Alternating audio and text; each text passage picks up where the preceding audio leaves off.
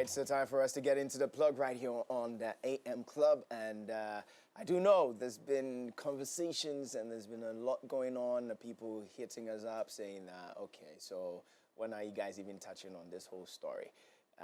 That has to be Chef Smith's story of the Guinness World Records and the whole fiasco and whatever is happening under it. We've done several trends on it, but we need to get into the in-depth stories and, you know, hear from the side of Amadia. Of course, they were part of it. So joining us for the conversations, we have David Caleb Bogla, who happens to be Brands and Marketing Manager of Amadia Shopping Center. And welcome. How do you pronounce the last name? Amadia. No, his last name. Bogla. Okasa also ya sentini. Bogla. Bogla. Bo. Bo. It's right. It's Bogla. It's Bogla. Bogla. Bogla. But what did I say? Bogla. I didn't say Vogla. You said Bo. I said Bo. Yeah. Whatever it is. David, welcome to the show. Good morning, David. Let me How keep you it doing? David. Yeah. David. Yeah, I like it. Welcome to the show. How you doing? You're good? I'm fine, yeah. Okay. My first question is, why did Amadia Shopping Center decide to partner, or was it a partnership? What was it with Chef Smith in the first place? Okay, so good morning and good morning to your cherished viewers. Point of corrections, Amadia Shopping Center. Amadia. Yes, Okay. Amadia Shopping Center. Amadia. Okay, so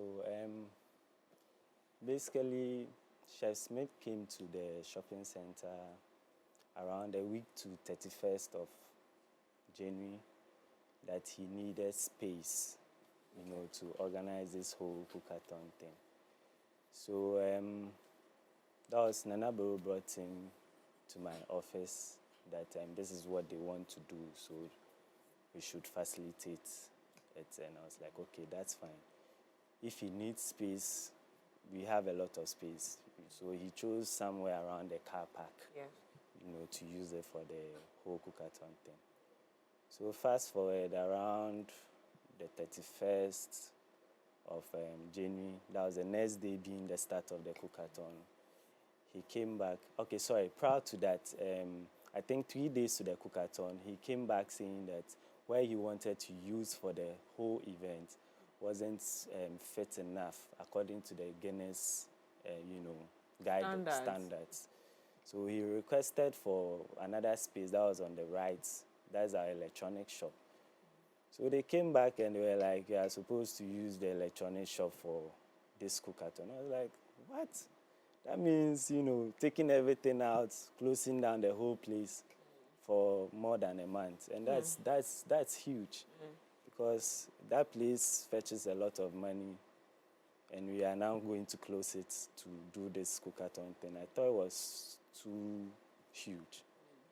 But fast forward, you know, my madam, our CEO, you know, she was like, oh, we should just do it. We've already started it. Our brand is now attached to it, so let's just facilitate it. So we were like, okay, cool. So we went ahead and, you know, gave the space to him. Then on the evening before the Cook-A-Thon, that was the next day, I was like, we are going to have an event of this magnitude. There is no branding materials. The kitchen, you said you had your kitchen, all that you needed was space. But here's the case, there's nothing. We've not seen anything. So what is happening? So it was at that point that he came clean that he didn't have anything. Okay, please pause over there. So from the beginning, the information given you, if you weigh the quantum of the information, there was a bit of falsehood from the beginning, where he says that he has a lot of, and I want to tell our viewers that we are not trying to victimize anybody here. No. What we're trying to get is clarity on the entire conversation. So no, we're not bashing Chef Smith or bashing Amadia. We're just saying that we want clarity on every stage of the conversation. So you asked him if you have your things. He said, I do. Yeah. He's come there, but he didn't have enough things. Yeah. So what did you do from there? So I think let me go back a bit. So I know that question will come up. So let me Touch on it. Let me touch on it first. So when he came with a a respectable person in society. I think in every society there's someone that some form of endorsement. So the person brought him to the shopping center, and looking at him, we were like, okay, he can't bring anybody bad to us. So after that, he also showed us, proof that he has been cleared to contest. So he showed us, the Guinness thing with the reference code. See, during that time, there was this whole Cook-A-Thon and other ton craze. Yeah. And what he used to distinguish is the whole, the reference code. And it followed a particular pattern. I checked and I saw that, it followed that pattern. So fast forward to your question. So after we saw that he didn't have anything, Amadia is a brand. And we are already attached to the event. So at that point, what can we do? We just have to, go for it. So then the next month, less than 12 hours, I had to put together a kitchen, do the whole branding works, everything in that short space of time, so that we can, start the whole event. So at that point, before we started, like, okay, now a lot of investment is going to go into this whole program, and that is not what we signed up for. We were just sponsoring you with space, and now it has come out that you need, a full sponsorship from production to food to everything. Because we bought foodstuffs every day, production, everything. So we're like, okay, then why not, enter into an agreement so that after the whole thing, we can all sit down and know what to do. So that's when we signed a contract with him, and the whole thing started. You mentioned two things. I'm going to ask you two things because you're the one giving me information. You said he came with a respectable person. Do you want to name the person? Yeah, so he's Honorable Dauda. Ibrahim Dauda. So he's the assemblyman for the area. Oh, for the area. Yes. Okay. So everyone knows him. Okay, Yeah. so he just, let's say he just came to introduce the guy who wants to do something nice. Number two will be that there were assertions that he's a twin. So there was time that he would come and his twin would come. What is the truth about that? Do you have any idea whether he's a twin? Oh, no. So during the Cook-A-Thon, I played the role of the operations manager. So I was mostly there 24/7, and then there was nothing like that. There was nothing like that. So Chef Smith is not a twin. Okay. No, he's not a twin. Right. So moving forward, this happened. You went through 1 month with an event to crown it, a concert to crown it, which I think is from goodwill. Like, great job. Listen, let's just encourage this young man, what have you. Then you realize. So what duration did it take before he did the press conference? And how long did it take before the press conference happened for you to realize that you were not getting enough communication from him? Okay, so right after the event, we had a post-production meeting. So at the post-production meeting, we decided that, okay, so now you are done with the Cook-A-Thon, what's next? Okay, so it came up that, okay, we are supposed to upload the files and those things. So he came with another person to, around that time, because we were all busy. So when he came up with another person, that, okay, the person is going to manage his affairs, so, the whole thing comes. When the results come, then we take it up from there. So the person came and I handed the files to them that they should upload it and get back to us.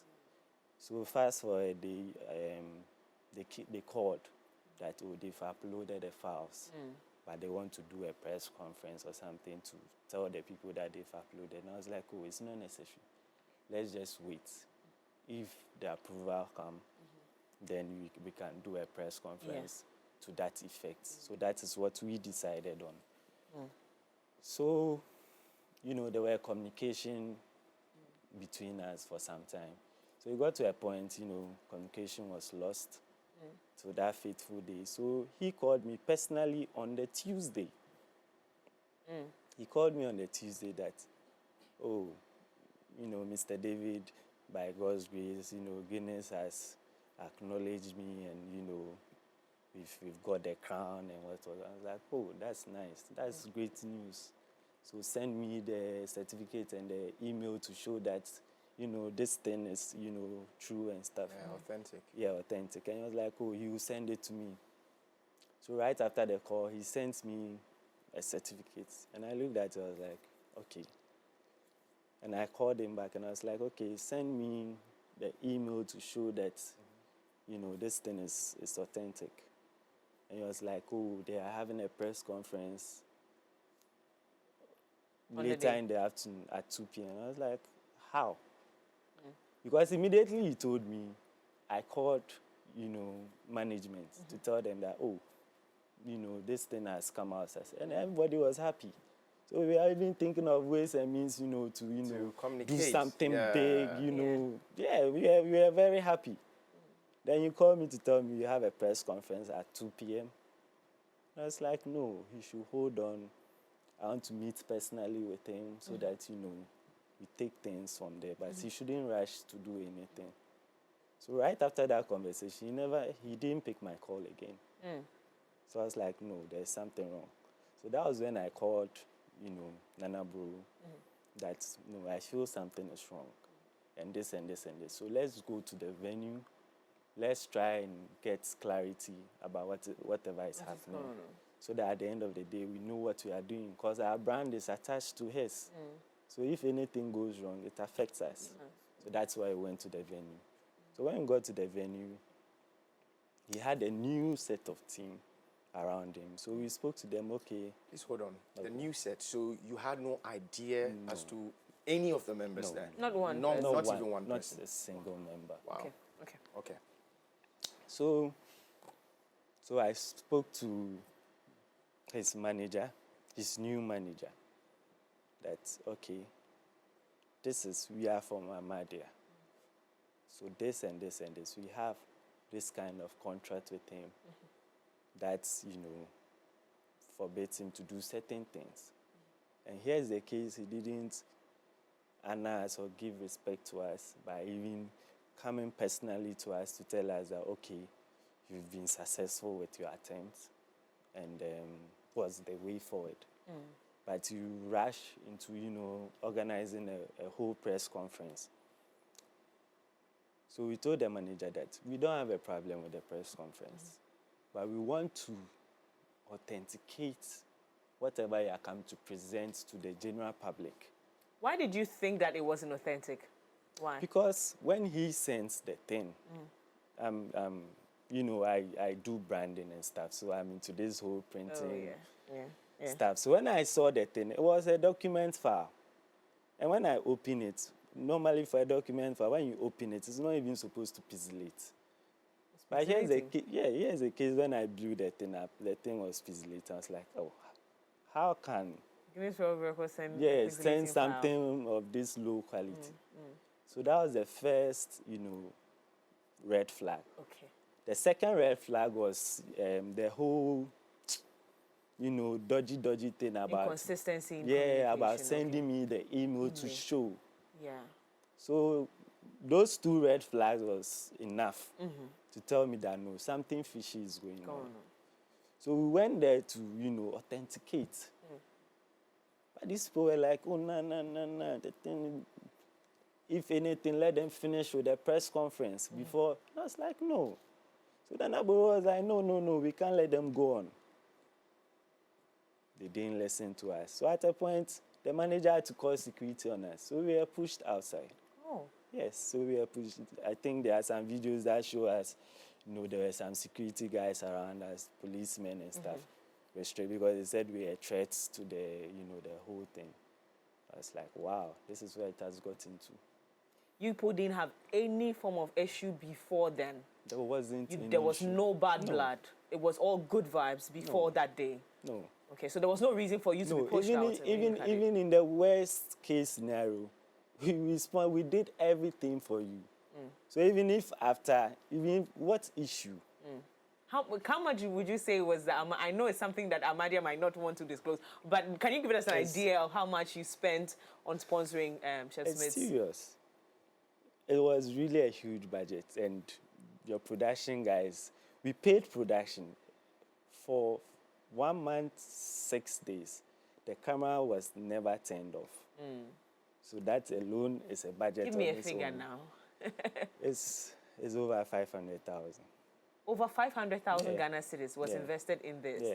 So there was no reason that you should be thrown out that day. No. Because your investment is Yeah, there. it's huge. This whole plug, if it was authentic, is your investment. Yes, and exactly. you share in the glory. Yeah.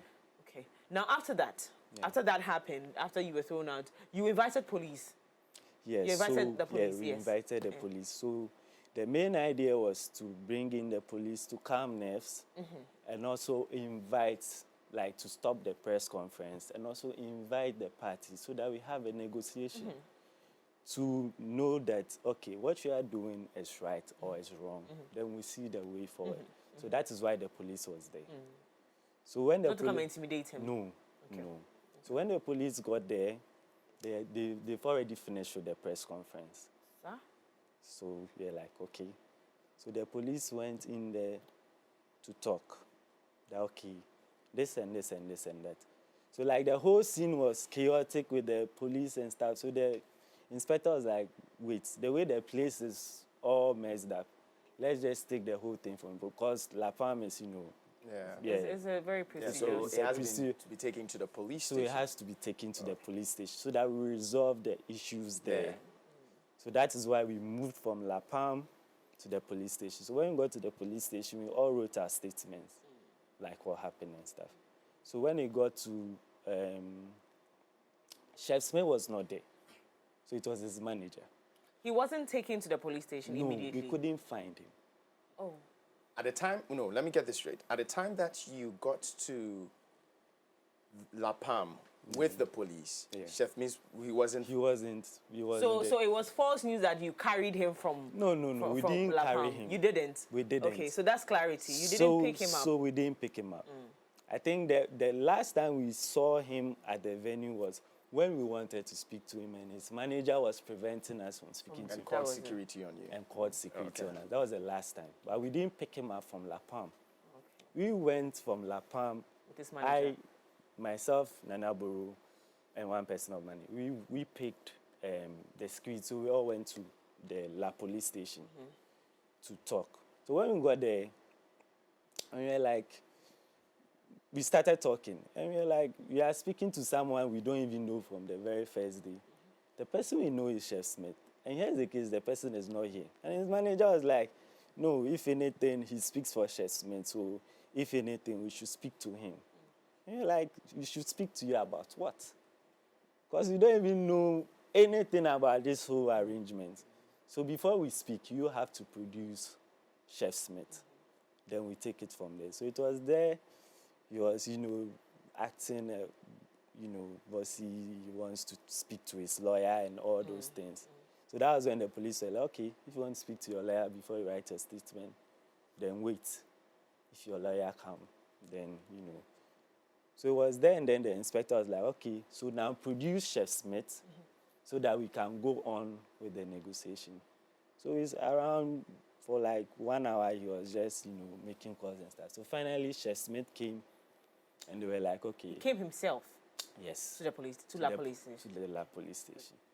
So there they were like, okay, they should write their statements. And they were like, they want to wait for their lawyer. And this was late.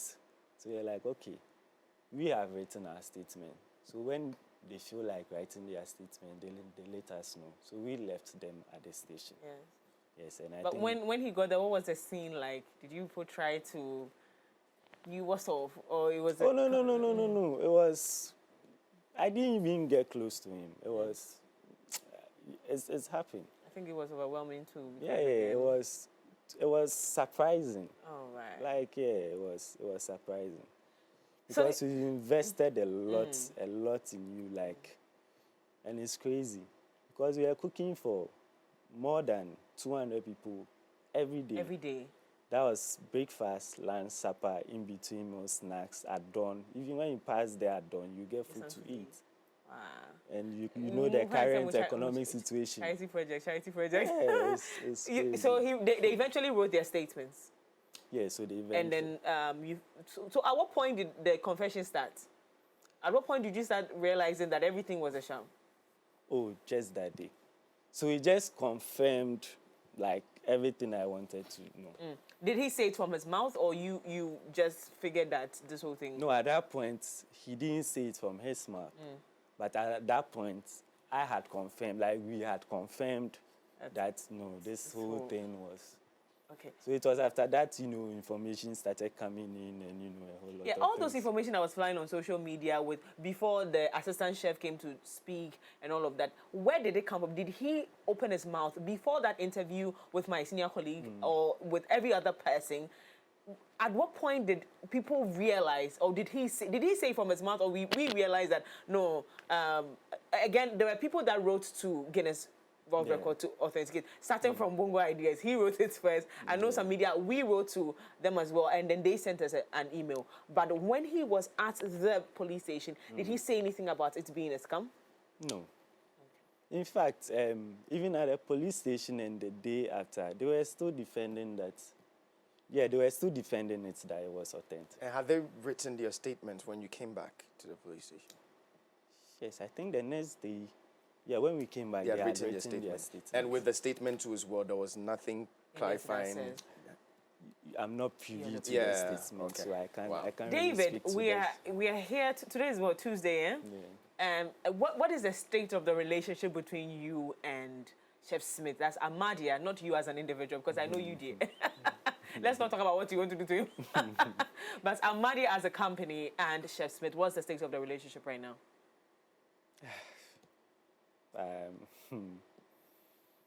So I think as of now, it's being handled by the police. So I think now we don't have any bad blood with him. It's just a deal gone wrong. So we wish him well.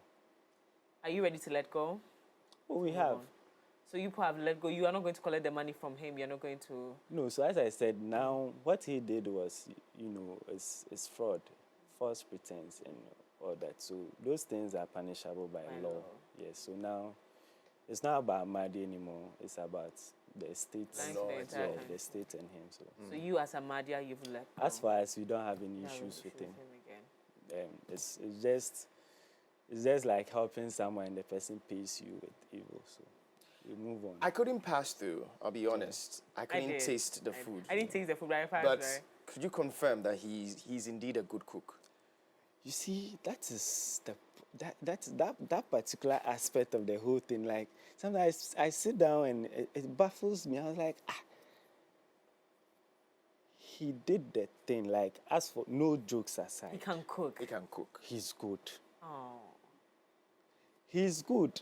And at a point, I think the first conversation I had with him at the station, like afterwards, we've been invited to the station a couple of times. I told him that if you knew you hadn't, applied for this thing, at least when we had a post-production thing, you should have even told me, oh, maybe this and this and this. You could have found ways and means to apply and upload because we're the all videos. Involved. Because you've done a good job. 1 month standing to cook. And it's he not did a joke, it effortlessly. Oh. So that's the point that really hurts me, because most of the team members had to leave their jobs. They had to literally resign. Wow. So it really hurts me, because some left their jobs. Me, for instance, at that point, I had other things I left it. And I was there. Everyone sacrificed. No one was being paid. People were sleeping on the premises. Some had their phones and stuff stolen. Some were attacked. People went through a lot just to, get this thing together for you. And you do this. Like, what's the motivation? Because if you knew that it was, it wasn't authentic, why do you go ahead to do, like, you perfectly did the thing? You cooked. It's not like he didn't do the job. You did. He did a job. He cooked, and his meals were good. Wow.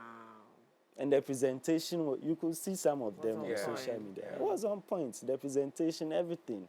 So indeed, he is a chef.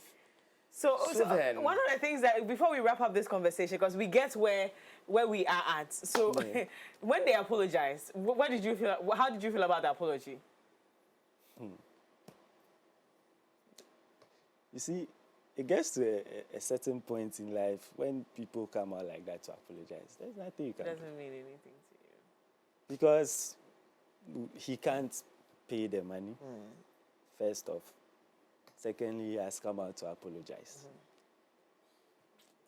David Caleb Bogla is brand and marketing manager at Amadia Shopping Center. He has been very available to have every conversation around this area, and thank you so much.